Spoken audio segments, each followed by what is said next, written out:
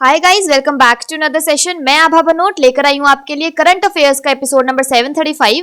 आज की तारीख है 1 अगस्त 2020। हमारे दो चैनल्स हैं, पिनाकल और फ्रंटियर आईएएस। और अगर अभी तक आपने हमारे चैनल को सब्सक्राइब नहीं किया है तो सब्सक्राइब करना बिल्कुल ना भूलिएगा। साथ ही साथ इस बेल आइकन को जरूर दबाना है ताकि हमारी आने वाली हर वीडियो की नोटिफिकेशन आपको मिल सके। हमारी दो वेबसाइट्स हैं sscglpinacle.com और baljeedhaka.com। इन दोनों को विजिट करना बिल्कुल ना भूलिएगा। ये सेशन हर रोज सुबह 4 बजे अवेलेबल हो जाता है और वीडियो की एंड में आपसे क्विज के क्वेश्चन पूछे जाते हैं जिनका आंसर आपको कमेंट सेक्शन में जरूर करना है। स्टार्ट करेंगे प्रीवियस क्विज के साथ। आपका पहला क्वेश्चन था, भारत सरकार ने कितने वर्षों के बाद एक नई शिक्षा नीति अपनाई है? तो इसका सही जवाब है 34। और आपका दूसरा क्वेश्चन था, प्रिंस पाल सिंह किस खेल से संबंधित है? तो इसका सही जवाब था बास्केटबॉल। स्टार्ट करेंगे आज के सेशन के पहले क्वेश्चन के साथ।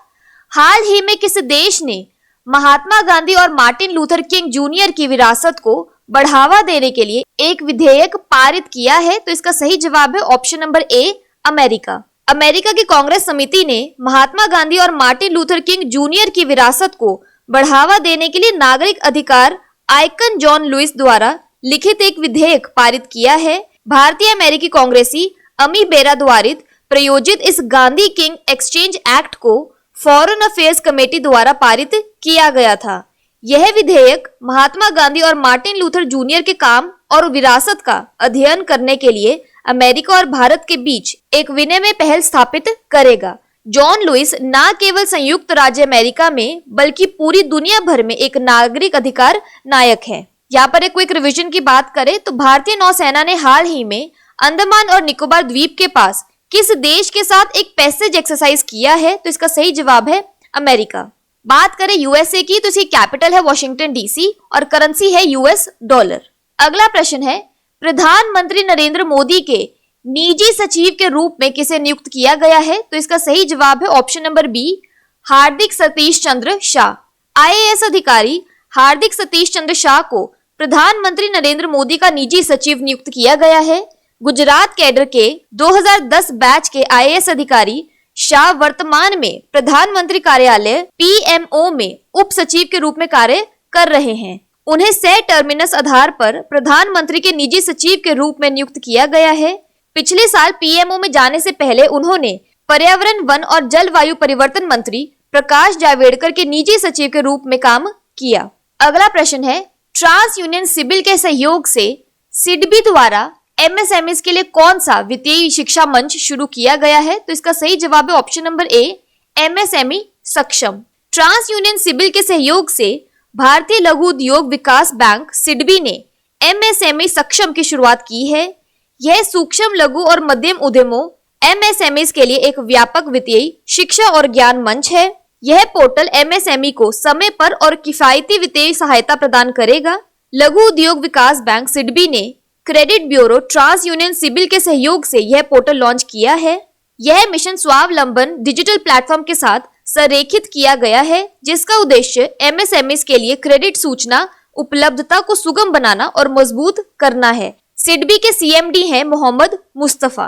अगला प्रश्न है, पद्मश्री पुरस्कार से सम्मानित सोनम शेरिंग लेप्चा जिनका हाल ही में निधन हो गया है, वे किस क्षेत्र से जुड़े थे? इसका सही जवाब है ऑप्शन नंबर ए, संगीत। भारतीय लोक संगीतकार सोनम शेरिंग लेप्चा का निधन हो गया। वह 92 वर्ष के थे। उन्होंने महान लेप्चा संस्कृति को लोकप्रिय बनाने के लिए सतत रूप से उत्कृष्ट प्रयास किए। सोनम शेरिंग लेप्चा को 2007 में कला के क्षेत्र में योगदान के लिए भारत सरकार द्वारा पद्मश्री से सम्मानित किया गया था। उन्होंने सिक्किम के विभिन्न हिस्सों की यात्रा की और भारतीय लोक और पारंपरिक लेप्चा गीतों की एक विस्तृत श्रृंखला को संकलित किया और 1960 में ऑल इंडिया रेडियो पर लोक संगीत बजाया। अगला प्रश्न है, भारत ने किस देश के साथ पारंपरिक चिकित्सा पद्धति और होम्योपैथी के क्षेत्र में समझौता ज्ञापन पर हस्ताक्षर किए हैं? तो इसका सही जवाब है ऑप्शन नंबर सी, जिम्बाब्वे। प्रधानमंत्री नरेंद्र मोदी की अध्यक्षता में केंद्रीय मंत्रिमंडल ने भारत और जिम्बाब्वे के बीच पारंपरिक चिकित्सा प्रणाली और होम्योपैथी के क्षेत्र में सहयोग पर समझौता ज्ञापन एमओयू को स्वीकृति प्रदान की है। यह दोनों देशों के बीच चिकित्सा और होम्योपैथी की पारंपरिक प्रणालियों को बढ़ावा देने के लिए सहयोग के लिए एक रूपरेखा प्रदान करेगा और पारंपरिक चिकित्सा के क्षेत्र में दोनों देशों को पारस्परिक रूप से लाभान्वित करेगा। बात करें जिम्बाब्वे की तो इसकी कैपिटल है हरारे और करेंसी है यूएस डॉलर और आरटीजीएस डॉलर। अगला प्रश्न है, नमामि गंगे परियोजना को लोक प्रशासन उत्कृष्टता के लिए प्रधानमंत्री पुरस्कार 2020 में शामिल किया गया है।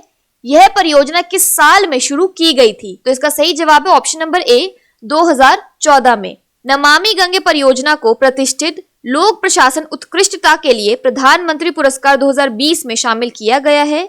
यह मिशन गंगा के निर्मलता और अविरलता तक ही सीमित नहीं है, यह गंगा और उसकी सहायक नदियों के आसपास एक स्थायी सामाजिक आर्थिक क्षेत्र विकसित करने के लिए अर्थ गंगा पर भी काम कर रहा है, जो आत्मनिर्भर भारत अभियान को बढ़ावा देगा। भारत सरकार ने देश भर में सिविल सेवकों द्वारा किए गए अनुकरणीय कार्यों को पुरस्कृत करने के लिए लोक प्रशासन उत्कृष्टता के लिए प्रधानमंत्री पुरस्कार योजना का पुनर्गठन किया है।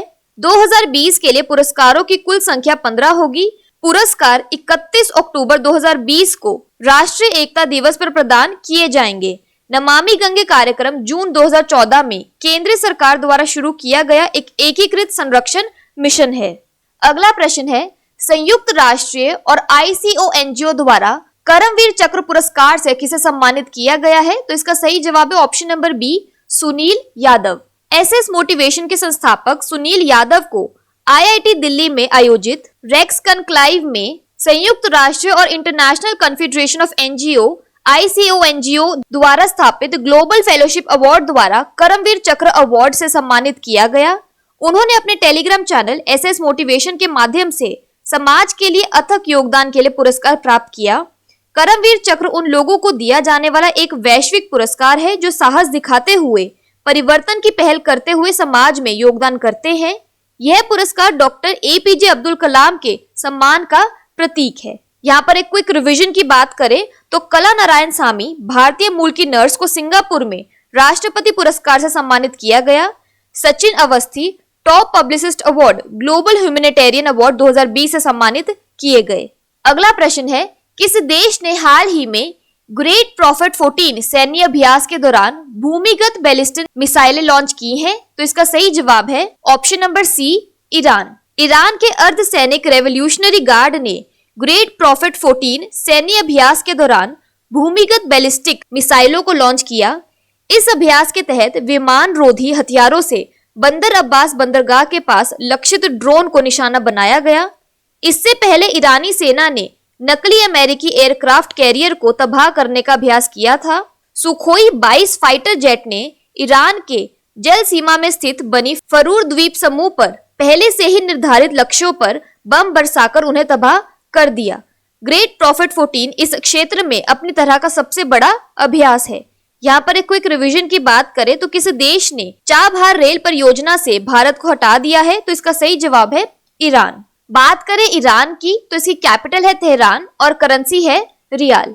अगला प्रश्न है, संयुक्त राष्ट्र की किस एजेंसी ने हाल ही में द टॉक्सिक ट्रुथ शीर्षक से एक रिपोर्ट जारी की है? तो इसका सही जवाब है ऑप्शन नंबर सी यूनिसेफ। संयुक्त राष्ट्र बाल कोष यूनिसेफ और प्योर अर्थ अंतर्राष्ट्रीय गैर लाभकारी संगठन ने 30 जुलाई 2020 को एक रिपोर्ट प्रकाशित की।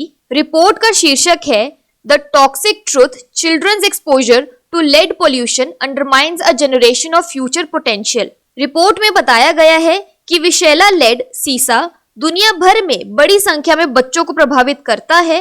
रिपोर्ट में बांग्लादेश, जॉर्जिया, घाना, इंडोनेशिया और मेक्सिको में केस स्टडीज शामिल की गई हैं। इसमें एक शक्तिशाली न्यूरोटॉक्सिन के रूप में लेड की पहचान की गई है, जो विशेष रूप से 5 से कम उम्र के बच्चों में दिमाग पर असर करता है। यहाँ पर एडिशनल इंफॉर्मेशन की बात करें तो विश्व स्वास्थ्य संगठन WHO ने 20 से 26 अक्टूबर 2019 में international lead poisoning week of action मनाया था, जिसमें सीसा युक्त पेंट के निर्माण और बिक्री को रोकने के लिए मानकों को लागू किया गया था। 2020 में international lead poisoning week of action 25 से 31 अक्टूबर 2020 को मनाया जाएगा। यहाँ पर एक क्विक रिवीजन की बात करें तो यूनिसेफ का हेडक्वार्टर है न्यूयॉर्क USA में और इसके एग्जीक्यूटिव डायरेक्टर है हेनरीटा हॉल्जमैन 4। अगला प्रश्न है, किस देश के क्रिकेटर उमर अकमल पर लगाए गए 3 साल के प्रतिबंध को घटाकर 18 महीने का कर दिया गया है? तो इसका सही जवाब है option number D Pakistan. Pakistan के बल्लेबाज उमर अकमल की भ्रष्ट दृष्टिकोण की रिपोर्ट करने में विफल रहने के लिए 3 साल का प्रतिबंध घटाकर 18 महीने का कर दिया गया है। अकमल का प्रतिबंध अब फरवरी 2020 से अगस्त 2021 तक प्रभावी होगा। स्वतंत्र अधिनिर्णायक फकीर मोहम्मद खोखर ने प्रतिबंध को कम किया है। उन्होंने आखिरी बार 2009 के अंत में पाकिस्तान के लिए एक टेस्ट मैच खेला था, लेकिन उनका हालिया अंतर्राष्ट्रीय प्रदर्शन श्रीलंका के खिलाफ T20 घरेलू श्रृंखला में अक्टूबर 2019 में था। बात कर लेते हैं आज के सेशन के क्विक समरी की। किस देश ने महात्मा गांधी और मार्टिन लूथर किंग जूनियर के लेगेसीज को प्रमोट करने के लिए एक बिल पास किया है? यूएसए ने। पीएम मोदी के प्राइवेट सेक्रेटरी कौन बने हैं? हार्दिक सतीश चंद्र शाह। सिडबी और ट्रांस यूनियन सिविल ने मिलकर कौन सी योजना शुरू की है? एमएसएमई सक्षम। पद्मश्री अवॉर्डी सोनम शेरिंग लेप्चा किस क्षेत्र से संबंधित थे? म्यूजिक से। Traditional system of medicine and homeopathy के लिए इंडिया ने किस देश के साथ एमओयू साइन किया है? जिम्बाब्वे के साथ। नमामि गंगे प्रोजेक्ट किस साल शुरू किया गया था? 2014 में। करमवीर चक्र अवार्ड किसे मिला है? सुनील यादव को। Underground ballistic missile great Prophet 14 किसने लॉन्च की है? ईरान ने। द टॉक्सिक ट्रुथ रिपोर्ट किस यूएन एजेंसी ने जारी की है? यूनिसेफ ने। क्रिकेटर उमर अकमल किस देश से हैं? पाकिस्तान से। बात कर लेते हैं आज के सेशन के क्विज फॉर द डे कि आपका पहला क्वेश्चन है, प्रधानमंत्री नरेंद्र मोदी के निजी सचिव के रूप में किसे नियुक्त किया गया है? और आपका दूसरा क्वेश्चन है, नमामि गंगे परियोजना को लोक प्रशासन उत्कृष्टता के लिए प्रधानमंत्री पुरस्कार 2020 में शामिल किया गया है। यह परियोजना किस साल में शुरू की गई थी? और अगर अभी तक आपने हमारे चैनल को सब्सक्राइब नहीं किया है तो सब्सक्राइब करना बिल्कुल ना भूलिएगा। साथ ही साथ इस बेल आइकन को जरूर दबाना है ताकि हमारी आने वाली हर वीडियो की नोटिफिकेशन आपको मिल सके। हमारी दोनों वेबसाइट्स ssccglpinacle.com और baljeetdhaka.com को विजिट करना बिल्कुल ना भूलिएगा। Thank you so much.